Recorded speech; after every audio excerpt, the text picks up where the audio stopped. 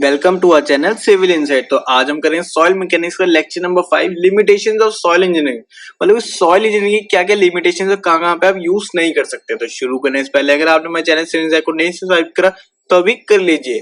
तो देखो, limitations of soil engineering. Soil engineering is not an exact science. तो हम कहते हैं ये एग्जैक्ट साइंस नहीं है। Because of the nature and the variability of soil, sweeping assumptions are made in the derivation of equation. तो कहते हैं क्योंकि यार इसका नेचर ही ऐसा है, ठीक है ना, कि ये वेरिएबिलिटी ऑफ सॉइल्स बहुत आती है। Sweeping assumptions are made in the derivation of equations, और जो हमारी इक्वेशन हम डिराइव करते हैं ना आगे, वो सारी assumptions पर चलती है। आप देखोगे भी जब हम करेंगे सारी इक्वेशंस तो सारी assumptions पर चलती है। The solution obtained in most are for an idealised hypothetical material which may not truly represent the actual soil. तो कहते हैं जो सोल्यूशन आता है ना वो एक तरह का हाइपोथेटिकल मटेरियल की वजह से लेते हैं हम, ठीक है ना, कि यार ये नहीं कि वो एक्चुअल सॉइल ही होगी या फिर एक्चुअल हमारा पूरा रिजल्ट आएगा वो पूरा अच्छे से रिप्रेजेंट करेगा सॉइल को। ऐसा नहीं होता, तो हाइपोथेटिकली लेके चलते हैं सारा को। A good engineering judgment is required for the interpretation of the result। तो कहते हैं सॉइल इंजीनियरिंग में एक अच्छी इंजीनियरिंग जजमेंट होनी चाहिए, ठीक है ना। आपके पास भी थोड़ी सी नॉलेज, प्रैक्टिकल नॉलेज होनी चाहिए कि जब भी आप ऐसे कुछ काम कर रहे हो इस पे। In fact, each problem in soil engineering is a unique because the soil at two places are seldom identical। तो कहते हैं कि यार हर एक प्रॉब्लम ना अलग अलग होती है, क्योंकि ना दो जगह की सेम सॉइल भी, मतलब यार अगर आप कहोगे कॉटन सॉइल ले रहे हो तो आप दोनों जगह की कोई भी दो डिफरेंट जगह की सॉइल भी ना अलग अलग होगी। सेल्डम आइडेंटिकल का मतलब ये है कि बहुत ही रेयर होएगा कि वो आइडेंटिकल होगी, ठीक है ना, मतलब कि हमेशा ये होगा कि वो आइडेंटिकल नहीं है। तो बस हम देखते हैं अब सारे इसके पॉइंट्स क्या क्या होते हैं हमारे लिमिटेशन में। देखो, as the soil does not possess a linear or unique stress-strain relationship, the solutions of the theory of elasticity cannot be directly applied। तो कहते हैं कि जो हमारे ना ये सॉइल होती है ना वो हमारे पोजेस नहीं करती, क्या नहीं करती, पोजेस नहीं करती यूनिक स्ट्रेस स्ट्रेन रिलेशनशिप। तो एक ही स्ट्रेस स्ट्रेन रिलेशनशिप नहीं बनता है, हर सॉइल का अलग अलग बनता है, हर जगह के लिए अलग अलग बनता है। तो वो कहते हैं कि ये हमारी theory of elasticity can not be directly applied. तो हमारी ये थ्योरी ऑफ इलास्टिसिटी अप्लाई नहीं हो सकती।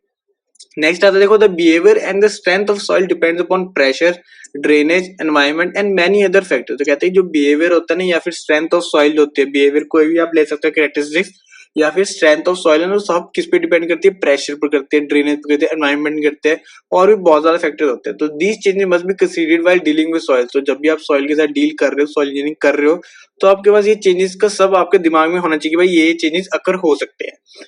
नेक्स्ट है, देखो, as a soil at every location is different, the results and experience from one project to the other should be transferred with caution. तो देखो कहते हैं कि आप ये नहीं कर सकते कि जैसे समझो एक ए प्रोजेक्ट यहाँ पे चल रहा है, एक बी प्रोजेक्ट यहाँ पे चल रहा है। तो आप कह रहे हैं कि जो हमने यहाँ पे सॉइल की सारी वो ली है, सेम सॉइल है, हम कहते हैं चलो सारा वो सेम है, लेकिन आप यही जो सारे रिजल्ट्स इसमें आए ना वो आप बी पे नहीं लगा सकते, ठीक है। अगर आपको बी पे लगाने तो कुछ प्रिकॉशंस आपको लेके चलने पड़ेंगे ताकि आप जो भी इसका रिजल्ट यहाँ पे ट्रांसफर करोगे वो सक्सेसफुल हो और यहाँ पे कोई भी फेलियर अकर ना हो।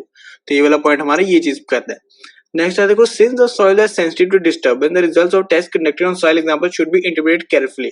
तो कहते हैं कि यार ये बहुत सेंसिटिव होती है, ठीक है ना, डिस्टर्बेंस के लिए, मतलब कि हल्का सा भी हिलाया तो हिल जाता है, सारा कुछ हिल जाता है, सारा सैंपल। तो कहते हैं जो भी आप टेस्ट वगैरह लेते हो, टेस्ट में तो आपको पता है छोटा सा ही सैंपल लेते हैं, तो वो एक अच्छे से करो, केयरफुली करो, ताकि कोई भी आपका यहाँ पे फॉल्स रिजल्ट ना आए।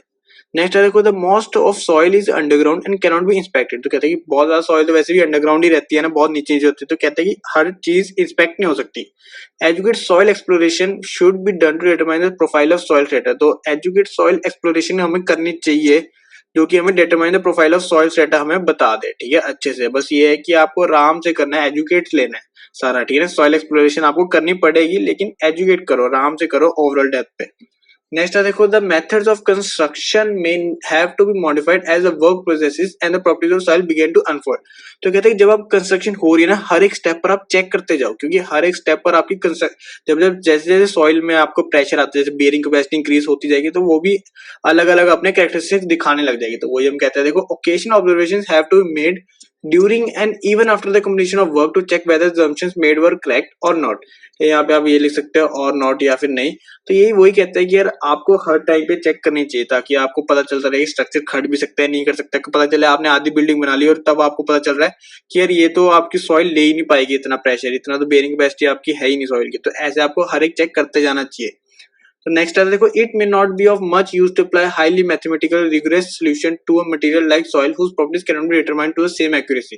तो कहते हैं यार इस पे ना कुछ ज्यादा आपको मैथमेटिकली आपको कुछ भी नहीं लगाना वैल्यूज, ठीक है ना, कि ज्यादा आप ज्यादा ही फॉर्मुलाज में चले जाओ या फिर ऐसा कुछ चले जाओ, क्योंकि यार ये ऐसी चीज है जिसमें आपकी प्रॉपर्टीज बार बार बदलती जाती है, ठीक है, कोई भी एक्यूरेट प्रॉपर्टीज नहीं रहती। तो कहते हैं कि आपको कोई मैथमेटिकल में जाना, थोड़ा सा प्रैक्टिकल में भी जाओ।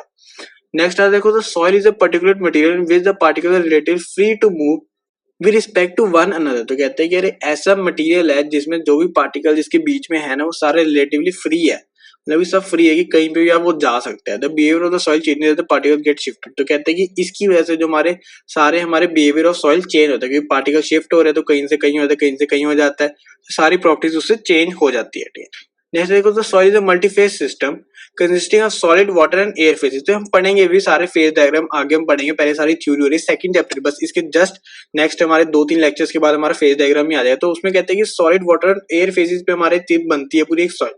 The behaviour of a soil depends upon the relative proportion of 3 phases. तो कहते हैं कि आप कोई फेज को छोड़ नहीं सकते, तीनों को आपको एक साथ ही लेके चलना पड़ेगा। तो ये वो बोल रहे हैं कि जब भी आपकी लिमिटेशंस में वही आ जाता है कि अगर आप तीनों को नहीं लेके गए तो आपको कुछ ना कुछ गलती होती जाएगी। नेक्स्ट है देखो, soil mechanics is relatively new science, it is essential to keep update of the latest developments in the field. तो कहते हैं सॉइल मैकेनिक्स यार एक नई साइंस है और हर रोज बदलती है, ठीक है, तो वही कहते हैं कि यार अपडेट होना चाहिए latest development in the field. तो कोई भी इस पे लेटेस्ट डेवलपमेंट हो रही है, सॉइल इंजीनियरिंग में हो रही है या फिर सॉइल मैकेनिक्स में हो रही है, तो आपको अपडेट रहना चाहिए, ठीक है। ये हमारी पूरी लिमिटेशन थी, कितनी होंगी, 10 लिमिटेशन है हमारी। अगर आपसे पूछ भी लेते हैं कि आपकी थ्योरी में क्वेश्चन आ सकता है कि लिमिटेशन ऑफ सॉइल इंजीनियरिंग बता दो, तो अभी ये वाले पॉइंट सारे लिख सकते हैं 10 के 10, या फिर कोई भी आपको 5-6 जितने भी आपको लिखने हैं, जो भी आपको सही लगता है। तो बस ये था आज का पूरा हमारा लेक्चर, थोड़ा सा छोटा था लेकिन ये था कि मुझे लगा थोड़ा जरूरी है करवाना, तो इसलिए मैंने करवाया लिमिटेशंस और सॉइल इंजीनियरिंग। तो अगर आपकी वीडियो अच्छी लगे तो प्लीज लाइक करना, शेयर करना, कमेंट करना, और ये सॉइल मैकेनिक्स प्लेलिस्ट देखने के लिए हमारे चैनल सिविल साइंस को जरूर सब्सक्राइब करना। Thank you for watching.